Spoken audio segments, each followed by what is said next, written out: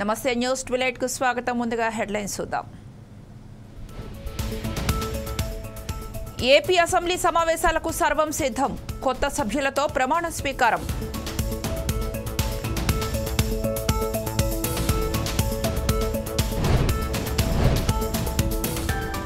BRS MLA ఇంట్లో ED సోదాలు. సోదరుడి ఇంటిపై కూడా దాడులు.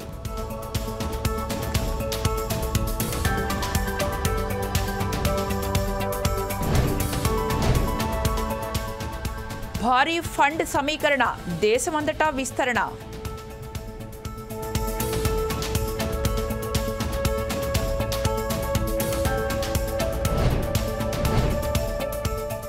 జగన్ వస్తాడా రాడా? అసెంబ్లీకా కోర్టుకా? దారెటు?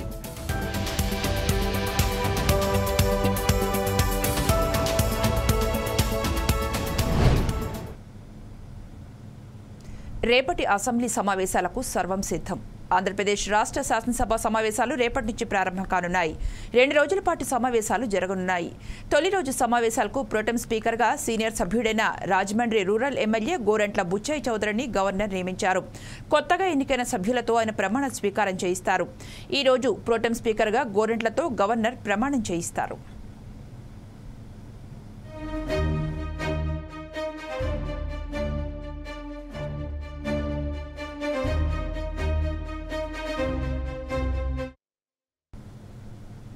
టీడీపీ అధినేత ఆంధ్రప్రదేశ్ ముఖ్యమంత్రి నారా చంద్రబాబు నాయుడు సతీమణి నారా భువనేశ్వరి పుట్టినరోజు నేడు. ఆమె జన్మదినం సందర్భంగా CM Chandrababu Naidu special wishes చెప్పారు. సోషల్ మీడియా ప్లాట్ఫామ్ ఎక్స్ వేదికగా భువనేశ్వరికి జన్మదిన శుభాకాంక్షలు తెలియజేశారు. ప్రజలకు సేవ చేయాలని నా తపనలో ఆమె 100% అండగా నిలిచారు. నాకెప్పుడూ సహకరిస్తూ చీకటి రోజుల్లోనూ నవ్వుతూ నా అభిరుచిని అనుసరించారు అని చంద్రబాబు పోస్ట్ చేశారు. మరోవైపు నారా లోకేష్ కూడా తన మాతృమూర్తికి శుభాకాంక్షలు తెలియజేశారు. ఎక్స్ వేదికగా అమ్మకు జన్మదిన శుభాకాంక్షలు.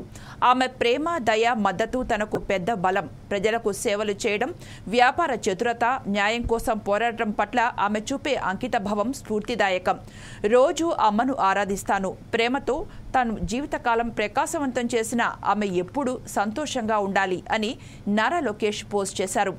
లోకేష్తో పాటు నారా, నందమూరి కుటుంబ సభ్యులు సైతం భువనేశ్వరికి జన్మదిన శుభాకాంక్షలు తెలియజేశారు.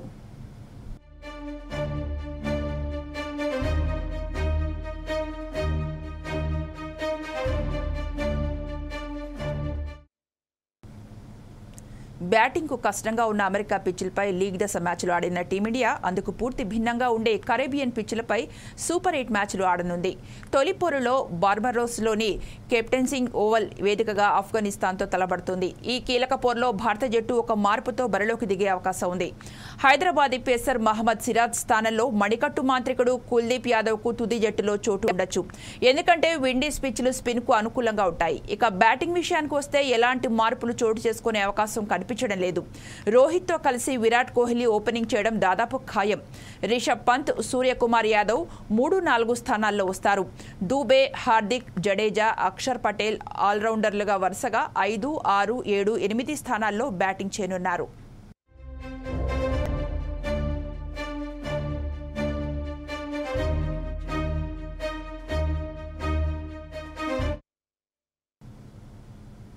పటాన్చేరు బీఆర్ఎస్ ఎమ్మెల్యే గూడెం మహిపాల్ రెడ్డి ఇంట్లో ఈడీ అధికారులు సోదాలు నిర్వహించారు. గురువారం తెల్లవారుజామున ఈడీ అధికారులు బీఆర్ఎస్ ఎమ్మెల్యే గూడెం మహిపాల్ రెడ్డి ఇంట్లో సోదాలు చేపట్టారు. ఆయన సోదరుడు గూడెం మధుసూదన్ రెడ్డి ఇంట్లో కూడా ఏకకాలంలో తనిఖీలు చేపట్టారు. ఈడీ సోదాల విషయం నియోజకవర్గంలో చర్చనీయాంశంగా మారింది.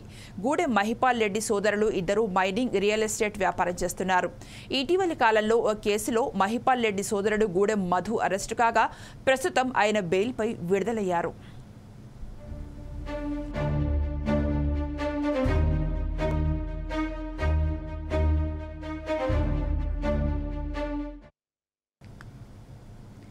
ఏపీ అసెంబ్లీ సమావేశాలు జూన్ 21 నుంచి ప్రారంభమై 2 రోజుల పాటు జరగనున్నాయి. జగన్ అసెంబ్లీ సమావేశాలకు వస్తారా లేదా అన్నది చర్చనీయాంశంగా మారింది. పార్టీ నుంచి గెలిచిన అభ్యర్థులు, నేతలతో జూన్ 20న జగన్ విస్తృత సమావేశం నిర్వహిస్తున్నారు. మరి రేపటి నుంచి జరిగే సమావేశాలకు కొత్తగా ఎన్నికైన ఎమ్మెల్యేలతో పాటు జగన్ హాజరవుతారా లేదా అన్నది అందరూ ఆసక్తిగా ఎదురుచూస్తున్నారు. అసెంబ్లీ సమావేశాలు ప్రారంభమవుతున్న రోజునే హైదరాబాద్లోని సిబిఐ కోర్టులో జగన్పై ఉన్న కేసుల విచారణ మళ్లీ ప్రారంభమవుతుంది. జగన్ అక్రమాస్తులకు సంబంధించి సీబీఐ 11 కేసులు, ఈడీ 9 కేసులు నమోదు చేసింది. వీటిలో ఛార్జిషీట్లు కూడా దాఖలయ్యాయి. 10 ఏళ్లుగా ఈ కేసులు పెండింగ్లో ఉన్నాయి. ఏపీలో 2019లో జగన్ సీఎం అయిన తర్వాత వ్యక్తిగత హాజరు నుంచి మినహాయింపు పొందారు. ఇప్పుడు జగన్ కేవలం ఎమ్మెల్యే మాత్రమే. దీంతో సీబీఐ, ఈడీ కేసుల్లో హైదరాబాద్లోని సీబీఐ కోర్టులో హాజరవుతారా లేదా అనేది కూడా ఆసక్తిగా మారింది.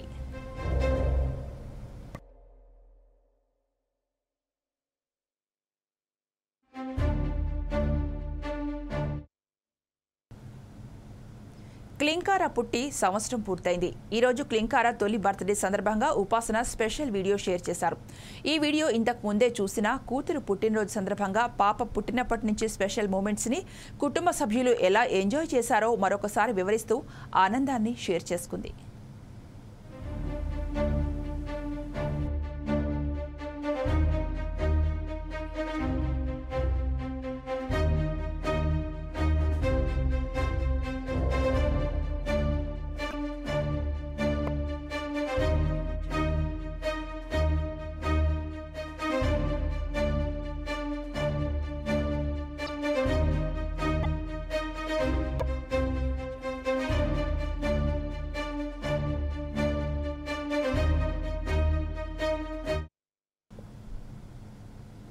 ఏపీ పౌర సరఫరాల శాఖ మంత్రి శ్రీ నాదెండ్ల మనోహర్ గొల్లపూడిలోని ఎమ్మెల్యే పాయింట్స్లో తనిఖీలు నిర్వహించారు.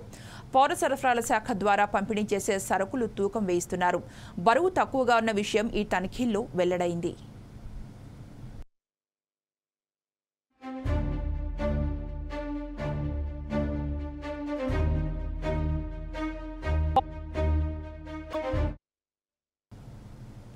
ఇటీవల జరిగిన ఏపీ అసెంబ్లీ ఎన్నికల్లో కాపు ఉద్యమ నేత ముద్రగడ పద్మనాభం ఛాలెంజ్ చేసిన సంగతి తెలిసిందే. పీఠాపురంలో పవన్ కళ్యాణ్ ను ఓడించకపోతే తన పేరును ముద్రగడ పద్మనాభరెడ్డిగా మార్చుకుంటానని ఆయన సవాల్ విసిరారు. ఎన్నికల్లో పవన్ కళ్యాణ్ ఘన విజయం సాధించారు. తాను చేసిన ఛాలెంజ్ కు కట్టుబడి ఉంటానని ప్రకటించి తన పేరును ముద్రగడ పద్మనాభరెడ్డిగా మార్చుకున్నారు. దీనికి సంబంధించి ప్రభుత్వం గెజిట్ విడుదల చేసింది. ఇక నుంచి అధికారికంగా ముద్రగడ పద్మనాభం పేరు ముద్రగడ పద్మనాభరెడ్డిగా మారింది.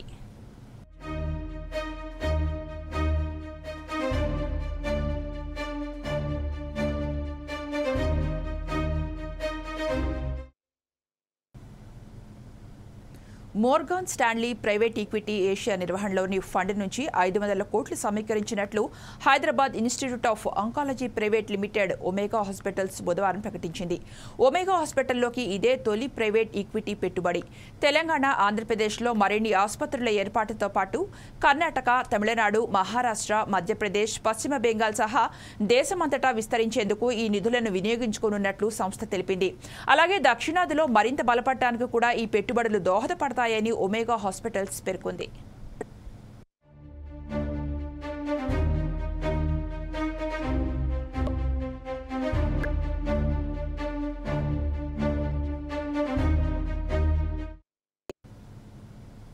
ఓయూ హాస్టళ్ల వద్ద కలవరం పెడుతున్న పాముల సంచారం.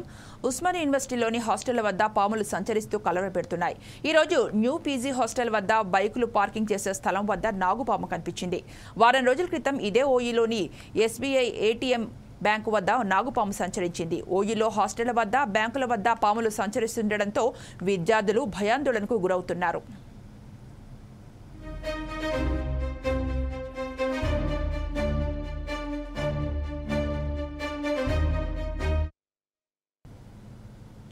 రాజధాని అమరావతిలో అధికారులు, మంత్రులు, జడ్జీల గృహ సముదాయాలను పరిశీలించిన ముఖ్యమంత్రి చంద్రబాబు, మంత్రి నారాయణ, ఇతర అధికారులతో కలిసి చంద్రబాబు ఈ సముదాయాలను పరిశీలించారు.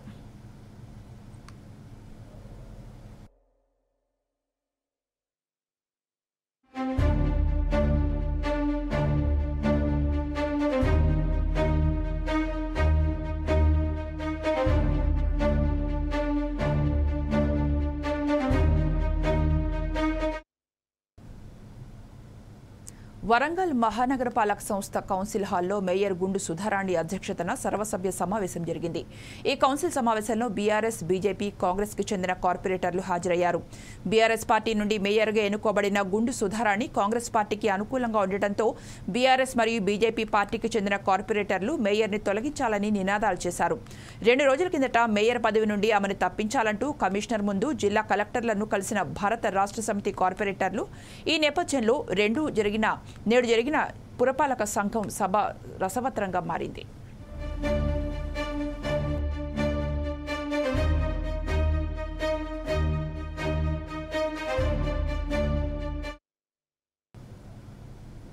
వైసీపీ ప్రభుత్వ హయాంలో నిర్లక్ష్యానికి గురైన టిట్కో ఇళ్లను 6 నెలల్లో పూర్తి చేసి ఇస్తామని భీమిలి ఎమ్మెల్యే గంటా శ్రీనివాసరావు తెలిపారు. ఆయన పీఎం పాలెం టిట్కో ఇళ్లను అధికారులతో కలిసి సందర్శించారు. 2014-19 మధ్య టీడీపీ ప్రభుత్వం భీమిలి నియోజకవర్గంలో 3,360 ఇళ్లు నిర్మించామని, 2019లో జగన్ అధికారంలోకి వచ్చిన తర్వాత వాటిని పూర్తిగా నిర్లక్ష్యం చేశారని మండిపడ్డారు. టిట్కో గృహాల నిర్మాణం పూర్తి చేయకుండా లబ్ధిదారులకు అన్యాయం చేశారని, ఇళ్ల లోపలికి వెళ్లే పరిస్థితి లేకుండా వైసీపీ ప్రభుత్వం వారి పట్ల దారుణంగా వ్యవహరించిందని మండిపడ్డారు. త్వరలోనే దీనిపై సమీక్ష నిర్వహిస్తామని చెప్పారు. రాష్ట్రంలో హౌసింగ్కు మొదటి ప్రాధాన్యత ఇవ్వడమే కూటమి ప్రభుత్వ లక్ష్యమని, 6 నెలల్లో ఇళ్లు పూర్తి చేసి అందజేస్తామని అధికారులకు హామీ ఇచ్చారు. వీటితో పాటు సినీ ఇండస్ట్రీ వాళ్లు నిర్మించిన వాటిని కూడా నిజమైన లబ్ధిదారులకు అందజేయడం జరుగుతుందని ఆయన అన్నారు.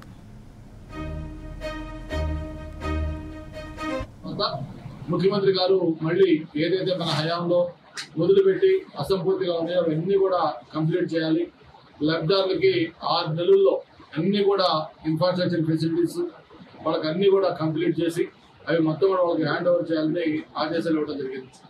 అందులో భాగంగానే ఈరోజు మన భీమిలికి సంబంధించి ఇక్కడ బక్కనపాలెం ఏదైతే హౌసింగ్ ఉందో ఈ ప్రాంతం చూద్దామని చెప్పని రావడం జరిగింది. అధికారులు కూడా మొత్తం అన్ని డిపార్ట్మెంట్ సంబంధించి లోపల జరుగుతున్న వర్క్ స్టేటస్ కానీ లేకపోతే ఏం చేయాలి, దానికి ఎంత బ్యాలెన్స్ అమౌంట్లు ఉన్నాయి, ఏ విధంగా ఆగిపోయినా ఇవన్నీ కూడా డీటెయిల్గా చెప్పడం జరిగింది. ఒక 2-3 రోజుల్లోనే మంత్రులందరూ కూడా బాధ్యత తీసుకున్నారు కాబట్టి మళ్ళీ ఒకసారి డిస్ట్రిక్ట్ లెవెల్ మీటింగ్ కూడా దీని మీద పెట్టాలనుకుంటాం. జీఎంసీ, కమిషనర్, జిల్లా కలెక్టరు, అలాగే హౌసింగ్ పీడీ అందరితో కూడా కలిపి ఇవన్నీ ఒక మీటింగ్ పెట్టి దీనికి ఒక యాక్షన్ ప్లాన్ కూడా తయారు చేయబోతాం. దీంట్లో ప్రధానంగా మనకు వస్తున్న కంప్లైంట్ కూడా హౌస్ అలొకేషన్. అది కూడా గతంలో వేరియస్ రీజన్స్ తోటి కొన్ని చోట్ల కొంత కాంట్రవర్షియల్ కూడా అయ్యాయి. ఇప్పుడు నాకు వచ్చినప్పుడు కూడా పబ్లిక్ వాళ్ళు మాకు అక్కడ హౌసింగ్ అలాట్ చేశారు సార్, మమ్మల్ని వెళ్తే అక్కడ లోపలికి అలౌ చేయట్లేదు అని చెప్పి వాళ్ళు కూడా కొంచెం చెప్పడం జరిగింది. అంటే ఎక్కడైతే ఆ హౌసెస్ కన్స్ట్రక్ట్ చేశారో స్థానికంగా చుట్టుపక్కల ఎలిజిబిలిటీ ఉండి హౌసెస్ రాని వాళ్ళు న్యాచురల్ గా వాళ్ళు కూడా బాగా చేస్తారు. ఎందుకంటే వాళ్ళ ప్రాంతంలో వాళ్ళ భూముల దగ్గర ఇల్లు కట్టినప్పుడు వాళ్ళకి హౌసెస్ కావాలని వాళ్ళు కోరుకోవడం సహజం.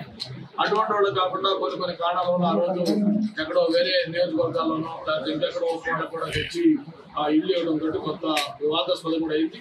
అవన్నీ కూడా మళ్ళీ ఒకసారి అధికారులతో కూర్చొని మొత్తం సిటీ ఎమ్మెల్యేలందరూ కూడా కూర్చొని ఈ అలొకేషన్ లో ఎక్కడెక్కడ ఏమేమి ఇబ్బందులు లేకుండా ఇవన్నీ కూడా స్ఫూర్తిగా కంప్లీట్ చేస్తుందని కూడా ఒక యాక్షన్ ప్లాన్ తయారు చేస్తామని కూడా మరొకసారి తెలియజేసుకుంటూ, వీటితో పాటు హుదూద్ సంబంధించి కూడా ఆ రోజు ఫిలిం సొసైటీ వాళ్ళు ఇట్లా చాలా మంది వాలంటీర్ ఆర్గనైజేషన్ వాళ్ళు ములుగు జిల్లా మంగపేట మండలంలోని గోదావరి కరకట్ట పనులను ములుగు జిల్లా కలెక్టర్ దివాకర్ పరిశీలించారు. వర్షాకాలం వస్తే గోదావరి పొంగి కరకట్ట మీద నుండి నీరు గ్రామానికి రావడమే కాకుండా కరకట్ట తెగిపోవడం వల్ల ప్రమాదం పొంచి ఉన్న నేపథ్యంలో జిల్లా కలెక్టర్ కరకట్ట పనులను పరిశీలించడం జరిగింది. వర్షాకాలంలో ఎటువంటి అవాంఛనీయ సంఘటనలు జరగకుండా ముందస్తుగా జాగ్రత్తలు చేపట్టాలని అధికారులకు జిల్లా కలెక్టర్ ఆదేశాలు జారీ చేశారు. కరకట్ట పనులు త్వరగా పూర్తి చేయాలని, అంతేకాకుండా చేసే పనులు క్వాలిటీతో చేయాలని కలెక్టర్ అన్నారు.